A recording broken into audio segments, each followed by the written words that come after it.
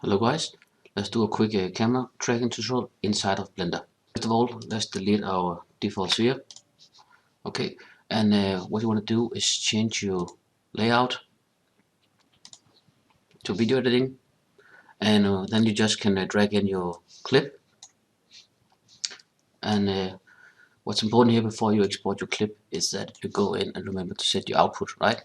So you have to know how many frame this clip is. You can just extend the bar, so 342. That's what we're going to do here, and 342, like so. And the frame rate, keep it as it is, but because we're going to export it to a PNG sequence, I set it at 30, like so. Choose a destination. Then when you choose the folder, then you go up to render animation, and it will start render. Now you go up, choose file, and you can do a new layout again. Just delete the default sphere. Okay, and then let's go and change our layout to VFX motion tracking. So first of all, if you want to choose whatever Eve or cycles you go with, I'll switch over to cycles and do GPU computer render 256, so I have better quality in my final render. Performance, the tile size, I bumped it up to 256. You can also go up to 512 if you want. That's the maximum I've done, but I found these settings works good for me. Okay, then you go down to color management, set your view transform from filmic to standard, just so we don't have any overlay on our color correction on our footage. Okay, we also want on the film transparent, and this depends on whether you want your footage to be the background or not. If you just want your objects to be rendered out, then leave this. So we're going to see that in a moment. Okay, and now you go in and open up that clip. Okay, so when you have that footage in here, we can up this bar up here window because we don't need that for now. So this is our footage. You can scroll your mouse back and forward. So what we're going to do here is set scene frames, right? Because right now we have start from frame 1 and end 250, but we want the whole footage to be camera tracked. So we do set scene frame, like so, and then we do prefetch, and prefetch is just gonna load your footage into your memory, so in that order, so you can smoothly play back and view your footage. Then what we go down here is the markers. The detect features will basically just add in tracker markers all over your place, all on your footage, and these are actually the tracker markers which are auto detected. Right now they're all selected, so it works just normal Blender layout. If you click outside of these tracker markers, it's gonna disable the selection. If you press A, it's gonna select everything again. We want to do manual tracking, so we will delete these, and for pattern size we bump that up to 30, search size to 80. It's just control and then press left mouse button, then it's gonna add a tracker marker, and what you see here, it's the center, that's the thing it's gonna be tracking.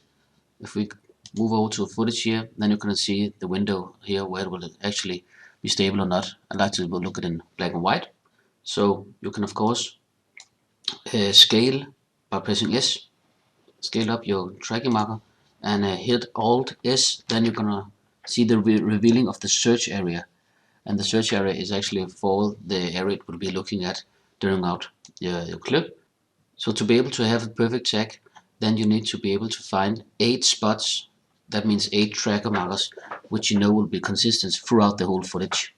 Right now the motion model is set to location, so that will be good for many, probably most of your camera tracking, but otherwise you'll use this affine. You also have these other ones: location, rotation, scale, location, rotation, and location, which is by on default. So the other ones are more suitable if you have, like it says here, rather major rotation or scales. But I use either affine, which is more like if you have some skewing footage, or if it doesn't work in location, then I would definitely advise you to use the affine. The perspective is more suitable for planar tracking. but of course it can be used also in camera movement, but it's more suitable for that.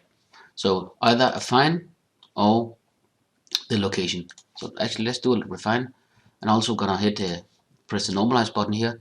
The normalize, you see I have both a heavy sun here and then some shadows, and when we're gonna do the auto detection, then it's gonna add markers inside the shadows here. And when you have the inside shadow areas, or you have any form of light changes in your footage, then press this button, enable that normalize. That one there, and this on a fine, and you can of course change it as you will.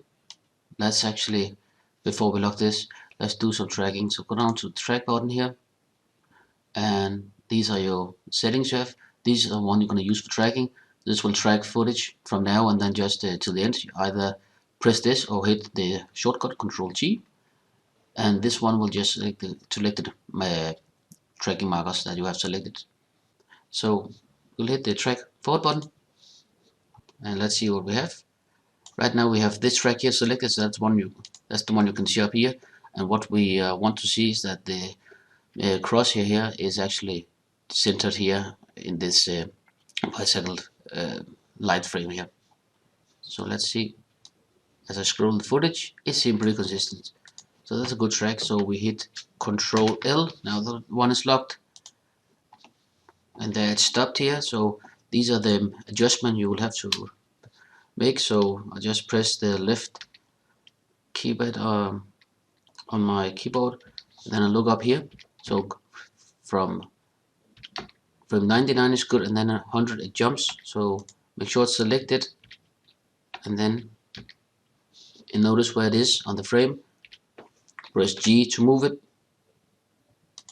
and release it again. I just slightly moved it, and then I hit the tracking button again. So basically the green ones represent the vertical jumps in a frame, and the red lines represents the horizontal jumps in a frame. So we just corrected that. So let's go back and look at it, and it is. So that's a good track. So we hit Control L to lock it. Perfect. And I'm just gonna do a couple of more of those, like for example here, this one. Okay, so when you have set your at least 8 trackers manual, then you can actually also go in and, of course, after you lock these tracks, then you can also go in and do the auto detection here. So that means just Blender will go in and find suitable track points around this current frame. It will not look ahead or behind, only at the current frame you put them on. So press this on, and you can see that added a lot of trackers. So, and then you can go down to your detect features here, and we actually want some more trackers. So take that, the distance to 90, and the threshold to 0.1. The lower you set them at 0.2, then you'll get more tracking markers on your footage. So we'll keep that for now. So when you have this auto detection on, and you have your set your motion models and all that, normalize will still keep that on. Then you just go in and press the track bar button. Then you're ready to go and look at your graph down here. So look at your graph down here, and what we are looking at is, you remember I said the green line is representing a jump in that frame on the vertical jump, and the red represents a horizontal jump in that specific frame. And these rather big jumps is what we don't want. So you go in and locate them, and you just delete them. Okay, and now let's go into the solve tab. So the solve tab, we're just gonna only change a few settings here before we solve it. The keyframe A and B, we're gonna let Blender decide that for us. So on the refine tab, we'll choose focal length K1, K2, and then basically just hit the solve camera motion button. Let it solve. You can see the percentage going up and down here, and what we are aiming for is a solve error below 1 pixel. It's solved, and you can see our solve error here. That's actually really good. We came below 0.5 pixels. So we will go in and clean it up a little bit more just for the sake of this tutorial. Also remember to go up and save your file. Okay, so let's go back here. What we're gonna do is we're gonna go down to the clean up tab here, clean tracks, open this one, and the projection arrow. This is the pixel. So the clean tracks, that one's we're gonna set a reprojection arrow. So that's gonna look at how well our tracks performed. They have to have at least a number. It has to be above that. Anything anything above that value we're setting here, so 0.8, will be selected. That means they have an error percentage more than 0.8 pixel, and we don't want that. So we just hit X, delete those, and let's this time we don't need to have keyframe on, and just hit solve camera motion. Then it's gonna give us a projection error very quickly. So 0.43. So let's go out and let's do a little bit more. Clean tracks, 0.6. Yeah, let's try this. Hit X, delete, and do another solve. Oh yeah, look at that. We came all the way down, and you can just ignore this. Some data failed. This is actually a really good track here. So now we're ready to go down and set our scene up. This is where we're going to use these other windows here. Hit the home button to frame it up, and now we're gonna use the top window and not the bottom ones. So first of all, if you want to mess with geometry, for example all these track points, you can export them as a mesh, so you'll have a bunch of markers up here. And what we're going to do is we're going to set as background, so it shows up in our 3D view up here, and then also set up tracking scene. So that's going to add in a default cube and a floor. Okay.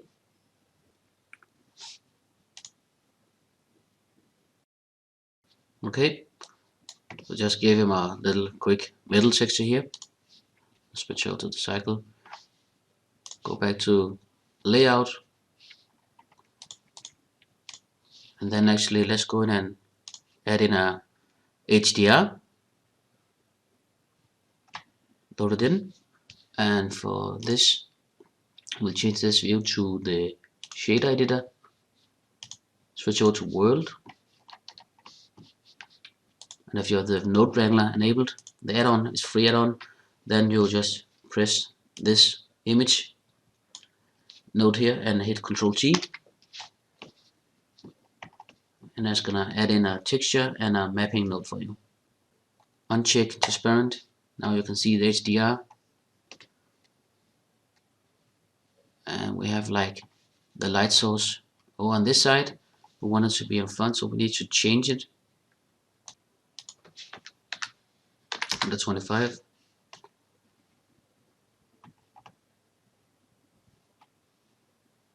Yeah, this definitely looks like he's looking at it right now. So 125 degrees on the Z rotation. Then we go back and check the transparent, do an F12 render. Okay, so this is what we have. Of course, he needs to be adjusted.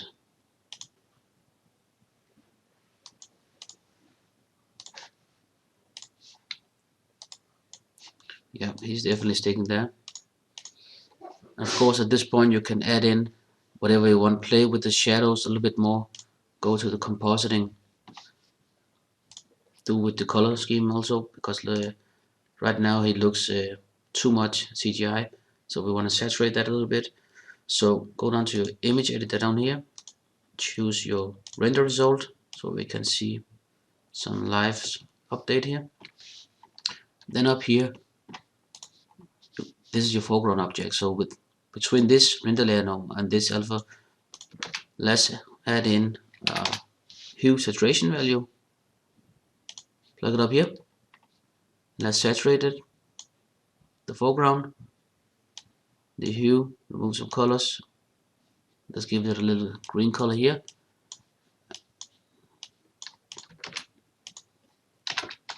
Let's do an RGB curves. And if you want to compare, you can press the node or press M on the keyboard. That will disable it just to see the difference. And there you have it. Now it's more integrated into the shot. I have to, of course, do some more color graded, and also do some, of course, add in whatever free object you want. But this was just a quick tutorial to show you how to do a quick camera track tutorial inside of Blender. Thank you guys. Please leave a comment, subscribe, that would really help me a lot, or just give it a thumbs up. Thank you guys.